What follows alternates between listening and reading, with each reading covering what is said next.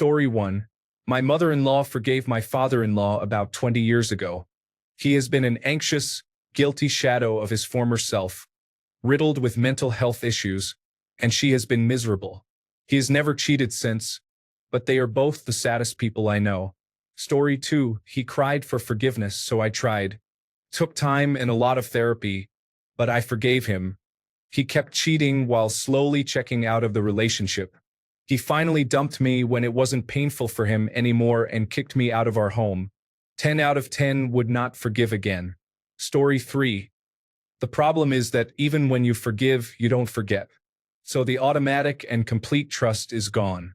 When before you always just assumed what they said was true, you now start to wonder anytime there's room for doubt. Are they really with that friend? Why did they stay out so long last night? How come their way home from work took so long today?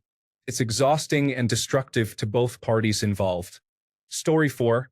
I caught my husband cheating while I was pregnant. We tried to work things out for the kids, but it wasn't happening.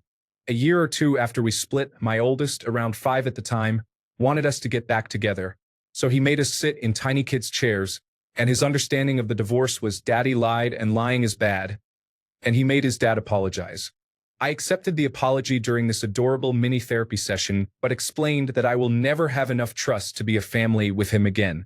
I think it was helpful closure for everyone and got us into a better position to co-parent effectively. My son is 10 now and is well-adjusted and loved. Story 5. I tried very hard. I thought I had forgiven her with complete sincerity, but those thoughts never seem to leave your head no matter how much you tell yourself that you can move on. Personally, for their benefit, I think it's better just to end things and start fresh, no matter how long it's been. You're never going to treat them the same, as you'll never have the same amount of trust you had before. They will be miserable, which will just lead to a recurrence or even worse. Story 6. The Dixie Chicks said it best. Forgive sounds good. Forget, I don't think I could. Without getting into the drama, my spouse cheated on me. We separated. They came clean. We reconciled. We did the work. We're still married. Our marriage is great. They are the one person alive that I trust the most. They know where all the bodies are buried and where to find all the skeletons. I don't trust anyone completely. That, unfortunately, includes them. I don't throw it in their face. I don't bring it up. I don't wield it in negotiations or bargains, or anything even close to that. But whenever there is anything I have to decide or something I have to do that might be problematic, or any number of things that one would expect to be facing with your spouse, I always weigh that slightly greater than 0% chance that I'll be alone handling it without anyone. It's nothing personal, it's just my brain and heart had been in a place where that person was the one person who I trusted to always be there, to never hurt me, to always be faithful. And they weren't. It's a lot like the first time a child touches a hot stove. You'll cook on it. You'll use it to provide sustenance. You'll do all the things a stove is meant for, but you'll never again blindly trust that it's safe to touch. Story 7. My girlfriend's dad forgave her mom for cheating, but he didn't really. He stopped working permanently so she would have to pay the mortgage, and there was always this passive-aggressive sniping between the two. Story 8. Afterwards, I was convinced that I trusted him as much as ever, and we were stronger than ever. A few years after all that, he went away on a trip for a couple of weeks. When he returned, I was just numb. I had completely disconnected from the relationship and broke up with him. This came out of the blue and totally broke his heart. It turns out I had a delayed reaction to the original breach of trust. I've discovered since that this is very common. Story 9. I grew to hate him. As far as I know, he never did it again, but I would randomly look at him and feel an overwhelming sense of anger and disgust. It wasn't fair to either of us. I think I stayed because I wanted to win and didn't want to feel like I wasted so much time in my life on that relationship, but it never went back to the way I felt before I knew. Story 10. I was so naive back then. He used me for money and sex for over a year, and when he got his first paycheck, he ghosted me. I came home, and he had taken all his stuff and left. He came back a year later, in tears, crying about how I was the only one who understood him and who genuinely cared for him. I forgave him embarrassingly fast. He cheated again a while after. I left and never spoke to him again. Lesson finally learned.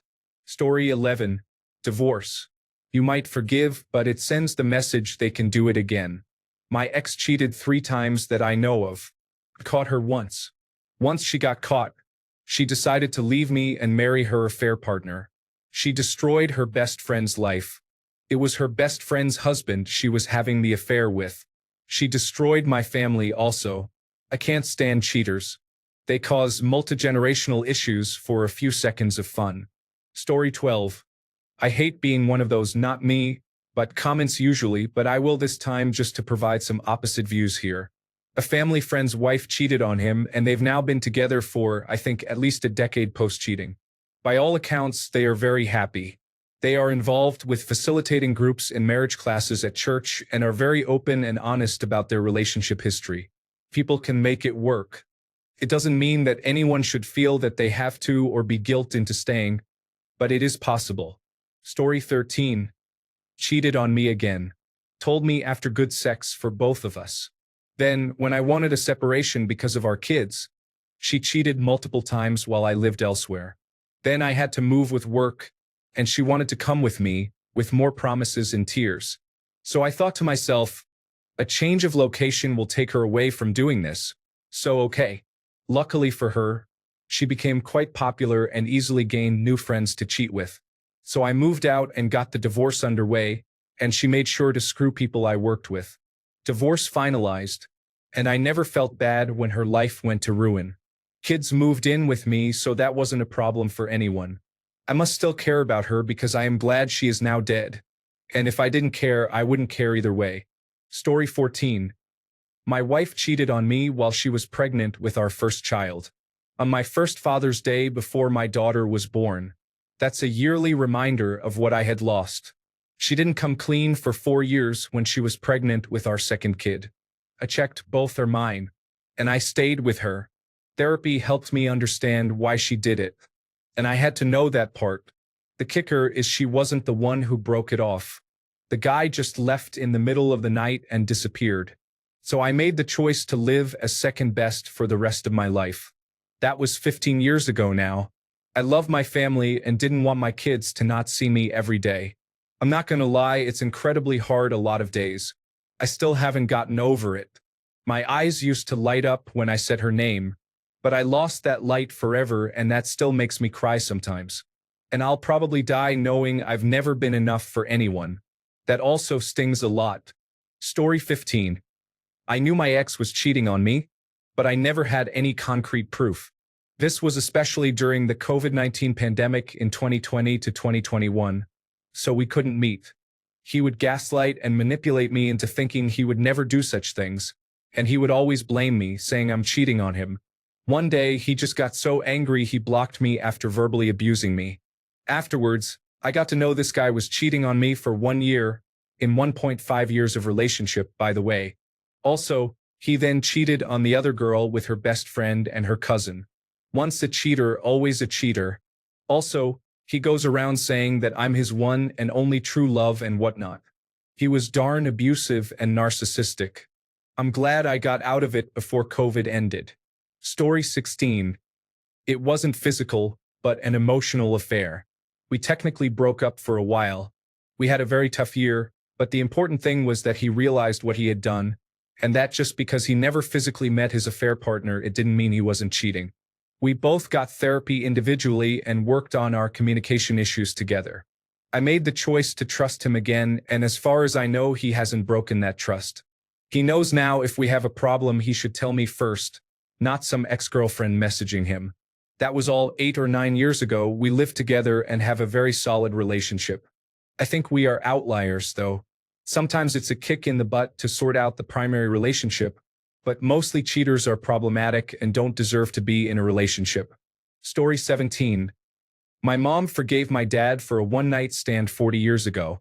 She refused to let his idiocy blow apart our family and alter the trajectory of the lives she had planned for herself, me, and my sister. Don't get me wrong, he did not get an easy ride of it, but he never did it again, and this year they celebrate 58 years married. They are the closest couple I've ever met and continue to laugh and enjoy each other's company each and every day. I'm very glad she made that decision. Could I do it? No. Story 18. She refused to tell what happened completely.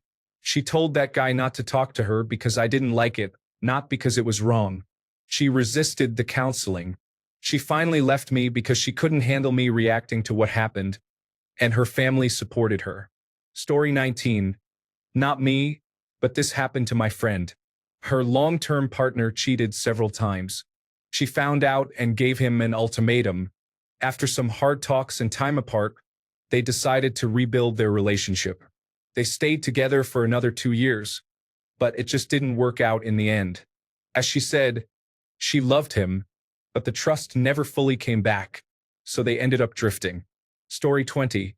1 month after I found out she was diagnosed with stage 3 metastatic melanoma, I decided to stay at first because I was worried about how the children would feel about me leaving their mother when she would be at the end period of her life. I didn't want the kids to have to be the ones to take care of her, being that they were 14 and 10 at the time. Through the next 4 years, we fell back in love somehow, and I never left her side. I attended every chemotherapy session in Chicago from St. Louis, which were every other week at times. I did everything for her and became her caregiver as well as her husband. Throughout the last 4 years of our 14-year marriage, I did my best to keep a positive attitude and outlook on her diagnosis. But 2 weeks before she passed, I was carrying her up our stairs because she could no longer walk, and she looked at me like she did the very first time we met and said, "You're a good man. Thank you for loving me even though I will never deserve it." To answer your question, for me, I'm not really sure. I stayed for the kids' mental health and it just happened on its own. I know I should probably seek some kind of counseling or therapy, but I'm happy knowing that I did the best I could in the situation that I was put in. A big part of me wanted to be selfish, but life seemed to be punishing enough that being selfish just made me feel cruel. Story 21. I am the odd one out here, I know. Everything is great for us. She messed up. She was scared about me leaving her because we were young and trying to figure out our lives. At a work event, she cheated and told me the next day. Was I crushed? Absolutely. The person that I trusted more than anything killed part of me. Why did I give her a chance? Because I love her. I love making her smile, the same feeling I had when we were young. Was it easy? No. I have no problem saying this. I am strong, mentally, physically, emotionally. I know what kind of person I am, and I know that humans mess up. I told no one at first. I dealt with it. It was a few years later, when my best friend had it happen to him, that I shared our story. They are still together too and very happy. Do I trust her? Absolutely. She goes on work trips. I don't think anything of it. I am not a jealous person. Never have been. I hate when that feeling even partly enters me. Has she ever cheated again? No. And she won't. She was disgusted by herself. She realized that she screwed up. The fact I didn't even think of running away blew her mind. She thought I was gone the moment she said it, sobbing as she realized she just ruined a relationship that was great. All due to her weakness. Is it for everyone? Definitely not. I can tell you the amount of work we put into this relationship is tremendous. It's been close to 20 years. We have kids, dogs, a future. I am very happy and still look forward to making her smile and laugh each day. Story 22. We stayed together for 7 years after the fact. It was good for maybe another 2 or 3 years. Then we grew apart. She became an abusive alcoholic who refused to do anything, and I broke up with her. I was promptly accused of cheating. Go figure. Story 23. I found out he had been on dating applications the majority of our marriage. He said he was just seeking validation. I forgave him for our family.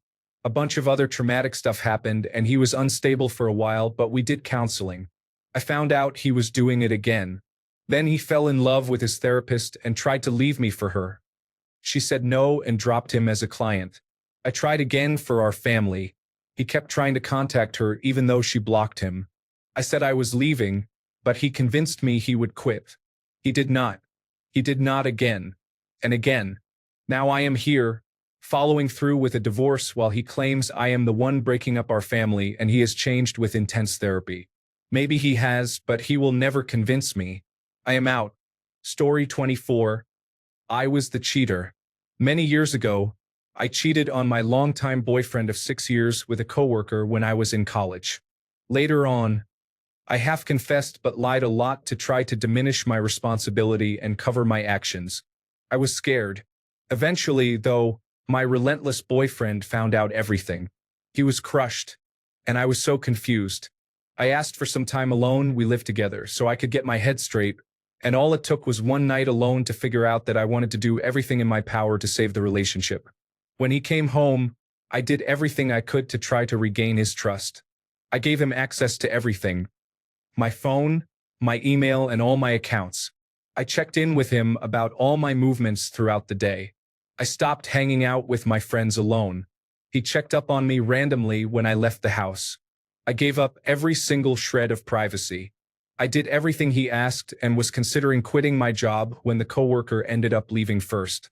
I answered every excruciating question as honestly and openly as I could. We also got into the habit of smoking weed at the end of the day.